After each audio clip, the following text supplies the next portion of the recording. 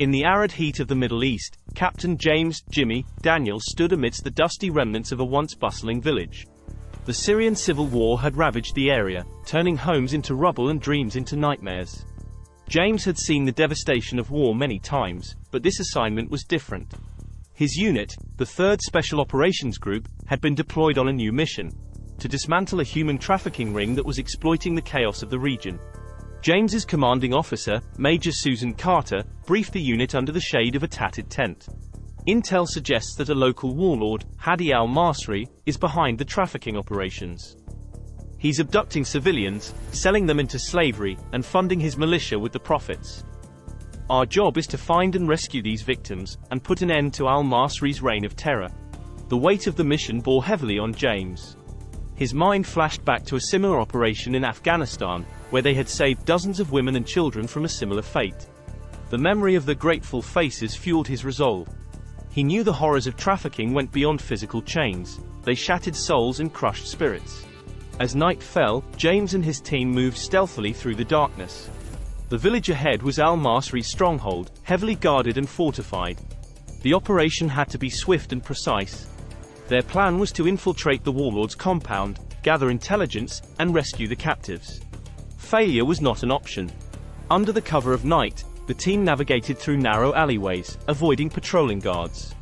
Sergeant Ana Ramirez, the team's tech expert, hacked into the compound's security system, disabling cameras and alarms.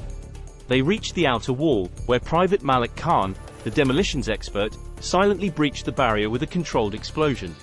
Inside, the compound was a labyrinth of corridors and rooms. James signaled for the team to split into pairs and search for the captives. He and Malik headed toward the basement, where intel suggested the prisoners were held. The stench of dampness and despair greeted them as they descended the stairs. In the dim light, they saw makeshift cells, each holding terrified men, women, and children. James's heart tightened. He motioned for Malik to start cutting through the locks. Suddenly, a door creaked open. James turned, weapon ready, but it was a young girl, no older than 12, with hollow eyes and a bruised face. She stared at them, uncomprehending. James lowered his weapon and knelt beside her. "It's okay," he whispered. "We're here to help." Tears welled in her eyes as she nodded. Malik freed the other captives, and the team began guiding them out of the compound. But the mission wasn't over. They still needed to confront al-Masri. The courtyard of al-Masri's compound was eerily silent as James and his team emerged from the basement, leading the freed captives to safety. The quiet was short-lived. Shouts and gunfire soon erupted as the warlord's militia, alerted to the intrusion, converged on their position. "Get them to the extraction point," James ordered, his voice steady despite the chaos. Anna and Malik took charge, guiding the frightened civilians toward the waiting convoy. James and the remaining team members prepared to hold the line. Bullets whizzed past as the militia opened fire. James's training kicked in, and he returned fire with precision, each shot finding its mark. The battle was fierce, but the soldiers of the 3rd Special Operations Group fought with relentless determination, their movements synchronized and efficient. Amidst the fray, James caught a glimpse of a familiar figure slipping away from the courtyard. Al-Masri was trying to escape. James's pulse quickened. This was their chance to end the warlord's reign of terror. Signaling to Private Liam O'Connor, his sharpshooter, James broke away from the main fight and pursued al-Masri. The chase led them through the compound's twisting corridors. Al-Masri moved quickly, but James was faster. He could hear the warlord's labored breathing ahead, the desperation in his steps. They reached a hidden passage leading to an underground chamber, and James knew this was where the final confrontation would take place. The chamber was vast, dimly lit by flickering overhead lights. Crates of weapons and money were stacked high, evidence of al-Masri's extensive operations. The warlord stood at the far end, his eyes wild with fear and defiance. "It's over, al-Masri," James shouted, his rifle trained on the warlord. "There's nowhere left to run." Al-Masri sneered, raising his hands in a mock surrender.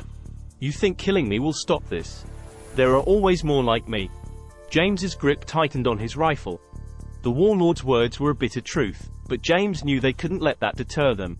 Maybe, but not today. In a blur of motion, al-Masri lunged for a concealed weapon, but James was quicker. He fired a single, precise shot. The bullet struck al-Masri in the chest, and the warlord collapsed, his smirk fading as life drained from his eyes. James approached the fallen warlord, ensuring he was no longer a threat. The chamber fell silent, the echoes of the gunfire fading into the distance. James took a deep breath, the weight of the moment settling over him. One more monster was off the streets, but he knew their fight was far from over. Liam joined him, scanning the room. "We need to gather as much intel as we can. This place is a goldmine." James nodded. "Start with the crates. Anything that can help us trace the network." As they searched the chamber, James found a hidden compartment in one of the crates. Inside was a laptop, likely containing crucial information about al-Masri's operations. He handed it to Liam. "Get this to Anna. She'll know what to do with it." Liam nodded and hurried back to the surface. James continued his search, finding documents and maps that detailed the extent of al-Masri's trafficking network. The scale of the operation was staggering, spanning multiple countries and involving countless victims. The rest of the team regrouped in the chamber, having successfully evacuated the captives. Anna immediately set to work on the laptop, her fingers flying across the keyboard. "This is big, Captain," she said, her eyes widening as she decrypted files. Al-Masri was just one part of a much larger network. "We've got names, locations, everything." James felt a surge of determination. "Then we've got a lot more work to do." The team gathered around, their faces reflecting a mix of exhaustion and resolve.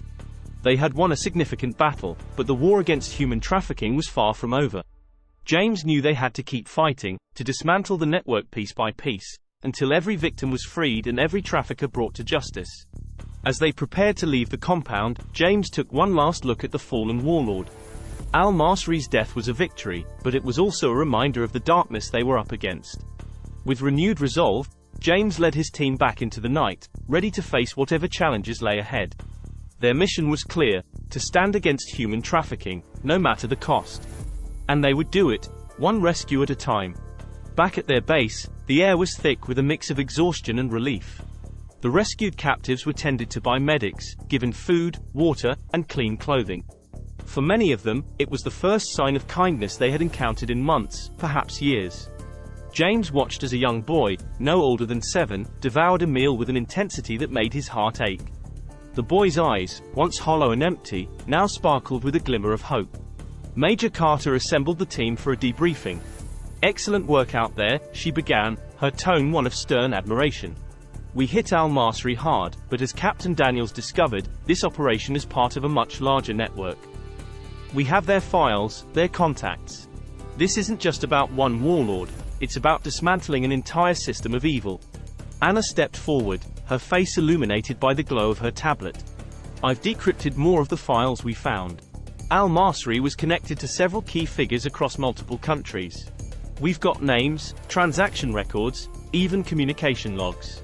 This could blow the lid off a major trafficking ring." James felt a mixture of satisfaction and urgency. The mission had been a success, but it was clear that their work was far from over. The files represented a map of a dark underworld that spanned continents, and they were just beginning to understand its scope. "Captain Daniels," Major Carter continued, "I want you and your team to start coordinating with international agencies. We need to share this intel and plan coordinated strikes. We can't do this alone." James nodded, already thinking ahead. "We'll need to involve Interpol, local law enforcement, and NGOs. This has to be a multifaceted approach. We're not just soldiers, we're part of a global effort now."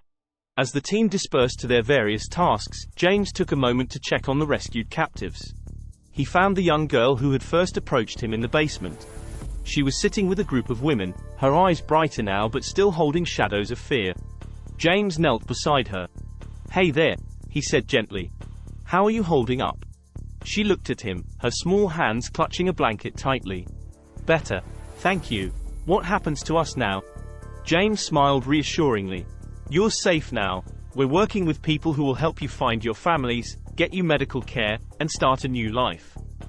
You're not alone anymore." Her eyes welled up with tears, but she managed a small smile. "Thank you, soldier." James felt a lump in his throat. "My name's James. And you're welcome."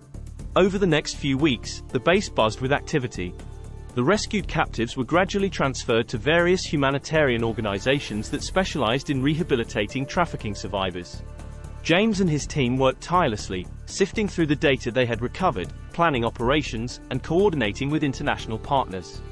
One night, as James pored over maps and files in his office, Anna knocked and entered, carrying her tablet. "Captain, you need to see this." She placed the tablet on his desk, displaying a video feed from an international news network. The anchor was reporting on a series of coordinated raids across Europe and Asia, leading to the arrest of several high-profile traffickers and the rescue of hundreds of victims. The raids had been made possible by the intel James and his team had provided. James watched, a mixture of pride and determination coursing through him. They were making a difference, one step at a time. But there was still so much to do. Anna sat down, her expression serious. "This is just the beginning, isn't it?" James nodded. "Yeah, but it's a good beginning. We've taken out some major players, but we can't stop until we've dismantled the entire network." The following day, James found himself standing in front of a packed auditorium at a United Nations conference. The theme was "Combating Human Trafficking, a Global Effort." He was there to share his team's experiences and insights, hoping to inspire further action. "Human trafficking is a stain on humanity," James began, his voice steady but impassioned. "It thrives in the shadows, preying on the vulnerable. Our mission isn't just to fight traffickers, but to bring hope and justice to the victims." He recounted their operations, emphasizing the importance of international cooperation and the need for continued vigilance. As he spoke, he noticed the audience's rapt attention, their resolve mirroring his own. After his speech, a young woman approached him. She introduced herself as Nadia, a survivor of trafficking who had been rescued by another team inspired by James's work. "Your actions saved my life," she said, her voice filled with gratitude. "Thank you." James felt a profound sense of fulfillment. The fight was far from over, but moments like this reaffirmed his purpose. He knew that as long as there were people willing to stand against human trafficking, there was hope. Back with his team, James prepared for the next mission. The world was full of darkness, but together, they would shine a light, one rescue at a time. Months had passed since the successful operation against al-Masri and his network. The world had taken notice, and the impact of the 3rd Special Operations Group's efforts reverberated far beyond the borders of Syria. James and his team had become known for their relentless pursuit of justice, and their work had inspired a global movement against human trafficking. James stood in front of the large screen in the operations room, surrounded by his team. The map displayed numerous red dots, each representing a known or suspected trafficking operation. They had made significant progress, but the scale of the challenge remained daunting. "Listen up, everyone," James began, his voice firm and resolute. "We've done great work, but we can't afford to let up. Our next target is a trafficking ring operating out of Eastern Europe. They've been smuggling people across borders, exploiting the chaos in the region." Anna, Malik, and the rest of the team listened intently. They knew the stakes. Each mission was a race against time to save lives and dismantle a part of the global trafficking network. "Our intel suggests they're using a series of warehouses in a port city to hold and transport their victims," James continued. "We'll be working with local law enforcement and Interpol on this one. It's a multinational effort, and coordination is key." The plan was laid out in meticulous detail. Anna would handle communications and tech support, ensuring they had real-time intel and could neutralize any electronic threats. Malik and Liam would lead the tactical assault teams, their expertise in close-quarters combat crucial for the raid. James would oversee the operation, coordinating with their international partners to ensure a smooth execution. The day of the operation dawned, grey and overcast. The team moved with practiced efficiency, boarding helicopters that would take them to the port city. As they flew over the rugged landscape, James took a moment to reflect on how far they had come. Each mission, each life saved, was a testament to their dedication and sacrifice. They landed just outside the city, where they met with local law enforcement and Interpol agents. The briefing was swift, and soon they were on the move, converging on the first of several warehouses identified in their intel. The operation unfolded like a well-oiled machine. They breached the first warehouse, encountering heavy resistance from armed guards. Gunfire echoed through the cavernous space, but James and his team moved with precision, neutralizing threats and securing the area. Inside, they found dozens of captives, men, women, and children, held in squalid conditions. The look of despair in their eyes quickly turned to hope as they realized rescue had come. James felt a familiar surge of determination. They had to keep pushing forward. The second and third warehouses presented similar challenges, but the team was undeterred. Each successful raid brought more victims to safety and further crippled the trafficking ring's operations. The final warehouse, however, was the most heavily fortified.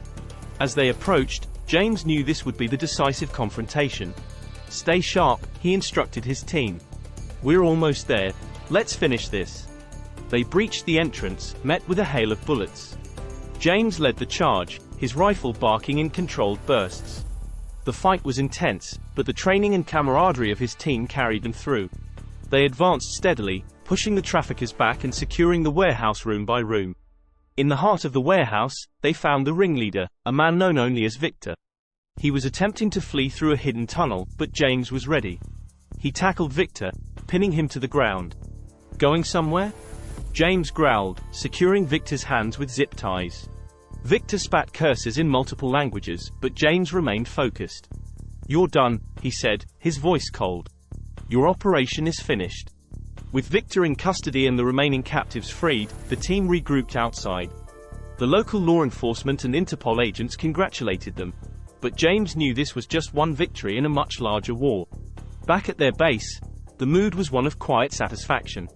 The rescued victims were being cared for, and Victor's capture had provided a wealth of new intel. James stood before his team, pride evident in his eyes. "We did good today," he said. "But remember, this fight isn't over. We've got more work to do, more people to save. Each mission is a step toward ending this nightmare once and for all." As the weeks turned into months, James and his team continued their relentless pursuit. Their reputation grew, and with it, their ability to inspire others to join the fight against human trafficking. Conferences, training sessions, and collaborations with international partners became routine, spreading their knowledge and tactics far and wide. One day, James received an invitation to speak at a global summit on human rights. The event, held in Geneva, brought together leaders from around the world to address the most pressing issues facing humanity. Standing on the stage, James looked out at the audience. He saw faces from every corner of the globe: survivors, activists, officials, and ordinary citizens united by a common cause. He took a deep breath and began. "Human trafficking is a crime that thrives on our silence and our indifference," he said. "It's a darkness that preys on the most vulnerable among us. But we have the power to fight back. We have the power to stand against it." He shared stories of their missions, the lives they had saved, and the ongoing efforts to dismantle trafficking networks.